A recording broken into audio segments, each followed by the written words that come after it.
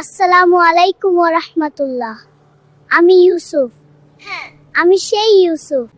আমার ভাইয়েরা একদিন আমাকে কূপের অন্ধকারে ফেলে দিয়েছিল। সেদিন আমি ছোট ছিলাম বলে আমি ভেবেছিলাম আমার ভাইরা আমাকে ঘুরতে নিয়ে যাচ্ছে, কিন্তু হঠাৎ তারা আমাকে একটি গভীর কূপে ফেলে দিল। অন্ধকার কবরে আমি কাঁদতে কাঁদতে বললাম, হে আমার রব, তুমি তো দেখছো আমি একা, চারদিকে শুধু অন্ধকার, কিন্তু আমার হৃদয়ে ছিল আল্লাহর উপর ভরসা। বছরের পর বছর কষ্টের পর একদিন আল্লাহ আমাকে সম্মান দান করলেন। তারপর একদিন সেই ভাইরাই আবার আমার সামনে এসে দাঁড়ালো। তারা আমাকে চিনতে পারেনি।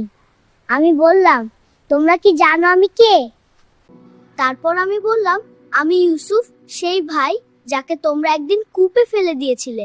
তারা ভয়ে কাঁদছিল, কিন্তু আমি বললাম, আজ তোমাদের উপর কোনো অভিযোগ নেই, আল্লাহ তোমাদের ক্ষমা করুন।